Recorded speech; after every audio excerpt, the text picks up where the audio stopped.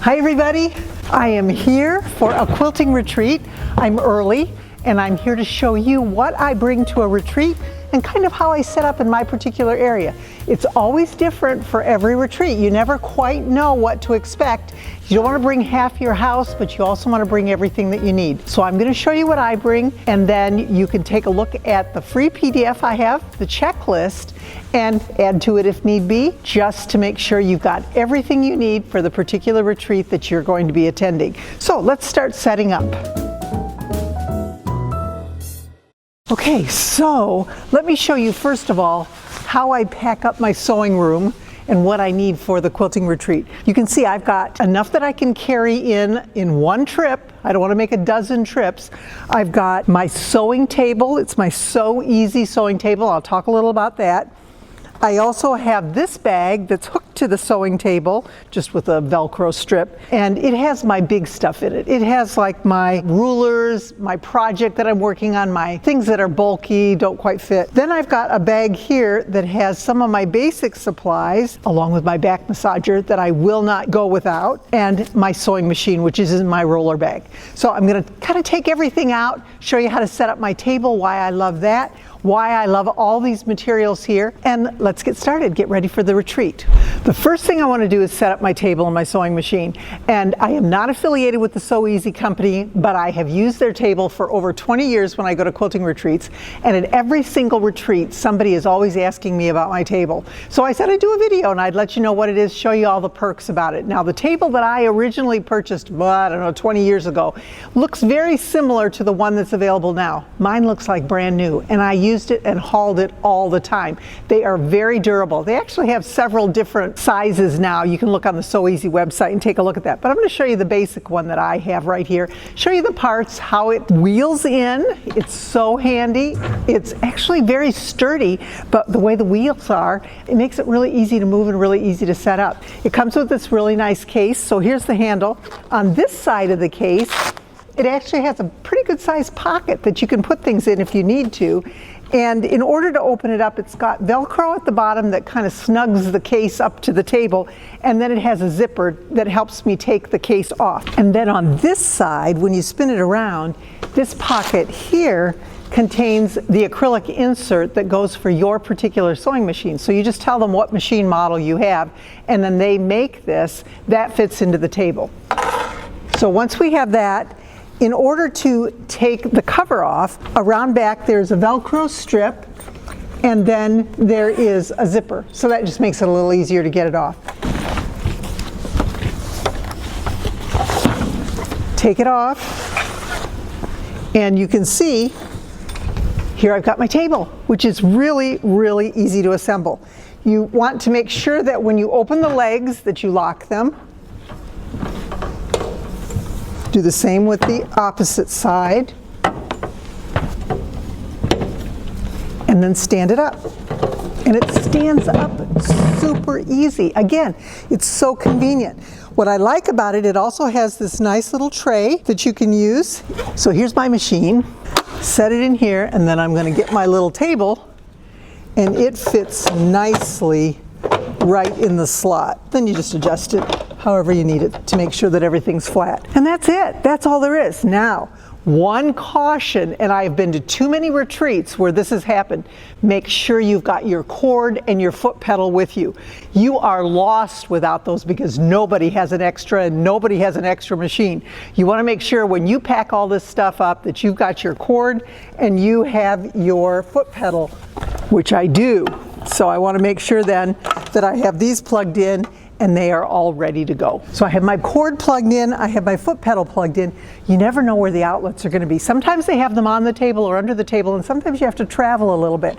I always have a power strip in my bag just to make sure that I've got enough for my iron or my light or whatever I'm using, and also to make sure that I've got enough leeway. You might even need an extra extension cord if you have room for it.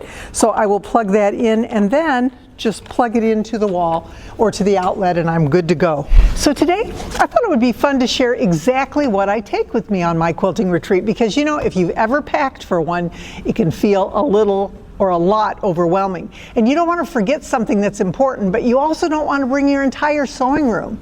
And so as a special bonus, click on the link in the description for a free PDF checklist. So you can check everything off as you go and add anything to it that may be specific to this particular retreat or specific to the project that you're working on. Now, of course, everyone quilts differently and every retreat is different, but hopefully this gives you some ideas and helps you make your next retreat a little easier to pack for. So let's start with what I consider my absolute must-have items for the retreat that I'm attending. First of all, my table, and I talked about that, and my sewing machine and all the parts that go with it. I talked about that. Now, for my notions, I love this caddy. There's all sorts of caddies out there that you can get, but this is it's called Everything Mary, and you know, I did not create this or anything, but I came across it and I just had to have it. And it has a space for everything. Honestly, any tote or organizer would work, but I like that everything is in here. And what I do is I just put it in my tote bag as is. So I make sure that I have a tote bag that's large enough that it will fit into, and then I'm careful so that I don't dump it over when I'm carrying it. But this fits right in all together, everything is here. So I load all of my supplies into it ahead of time, use the checklist, and then when I'm ready to leave for the retreat, I simply place it into my larger bag and everything is ready to go. I don't have to dig around trying to remember where I packed things. It's all right here. So let's go through what I have in my caddy quickly so you can see what's in here. I'm just going to take the items out one by one and I'll talk a little bit about each one. Okay, so here's what's on the list. First of all, starting with these pockets, a glue stick. I always have a glue stick with me. My pressing marker filled with pressing solution. I use that all the time. I also bring with me a bottle filled with pressing solution that has a cap on it that I can easily refill my pressing solution without any trouble in my pressing marker. So I always have this with me as well. I never run out. I don't use that much, but this is a great thing to have. Okay, then pressing solution. These are really handy, these little tiny ones. You're not going to go through this whole one unless you're really doing a lot of pressing, and probably you've done that ahead of time. So I have a little bottle of pressing solution that I use right here at my table. I also have a lint remover because once I'm finished and we go someplace for dinner or for lunch or whatever, I don't want to have threads all over me. So I have my lint remover with me. I have a little bottle of glue. This is the glue that we use just for gluing seams. If you do that, if you don't need to bring it, but I like to have it handy just in case. I also bring an extra spool of thread or two. I like to have a gray, I like to have a white. I don't usually use black, but if you are using dark fabrics, you might want to have a black or a dark gray as well. So that's in the one pocket. And here's an extra gray that I have. Now, I love this little pressing bar. It's called the strip stick, and I use this when I am pressing my seams open. It's really handy, and I do have a video on that if you're interested. There is a link in the description as well, but I think it's just a really good tool to have. Now, for my pins, I have 2 containers of pins. These are my Purple Hobbies containers, and I love these containers because they're magnetic, first of all. They're great for travel. You just unscrew the lid, and then this bottom part unscrews, and look there's my pins. So it's very handy to have on my sewing table when I'm sewing, and when I'm done, all I have to do is just tighten that and put the lid back on. And these are my extra fine pins because I use those all the time. Clover extra fine or maybe Magic extra fine. And then I need some flathead pins because I also use those. And so there I have my flathead pins. I love these little containers, and your pins end up right where you want them to be in the container. You don't have to worry about losing them or having them all over the place because the container locks closed. They are safe. Seam ripper. Sadly, we need a seam ripper. If I'm doing any foundation piecing, I need my tracing wheel. I always keep that in my caddy, so I have it no matter what, whether or not I'm doing that, because I use it a lot. A pencil. 7mm is what I like to use. I like the 7mm pencil. I use this a lot when I'm marking my fabrics, so I make sure I have a couple of these actually. Now you can see here I've got all my clips. I love my clips. I use those again for many different things. I just have them stuck on the outside here of my bag so that I can grab them easily. In the center of my bag I also have some masking tape. I make sure that I will mark things with masking tape, or sometimes you just need a little tape, so I always have that with me. I have my glasses because there are occasions when we need to see things up close, so I make sure I have glasses. This actually is my charger, and I keep an extra charger with me because your phone might start to go dead and you need to charge it up. I use a back massager, and again, this is something I do not go without. This is by Bob and Brad. There's a link in the description. They have all sorts of back massagers, but I am telling you, after you are sitting at a retreat and you're not at your regular sewing table, your regular chair, sometimes you get a little sore, a little tight, and this works great. It's rechargeable, and it also works with my phone charger, so I can actually recharge this. It's got a nice band on here that fits onto my chair, so if I need to, I can sit it here, I can still work, and then I can lean back, and I have the adjustments on here. So if you're interested in this, there is a link to this in the description. This is a go-to that I never leave without. Okay, I always have a pair of sharp scissors. Good points. I also have some on my sewing machine. I have a magnet. Purple Hobbies makes a magnet that sticks onto my sewing machine, and it keeps my scissors there, so I have that there, but I have an extra pair here as well. My rotary cutter with a new blade. Make sure you have a new blade. I always have that as well.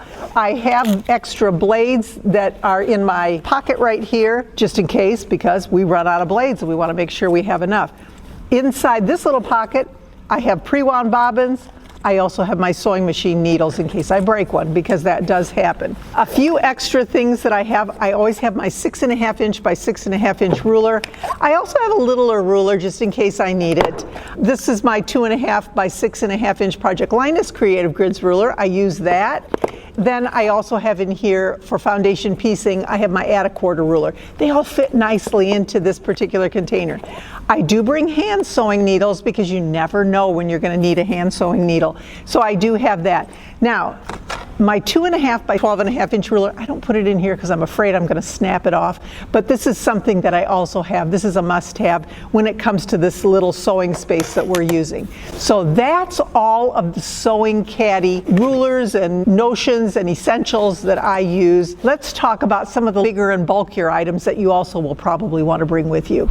Now this tote bag I really like because I can put my larger pieces in here, my cutting mats, my pressing board, that sort of thing.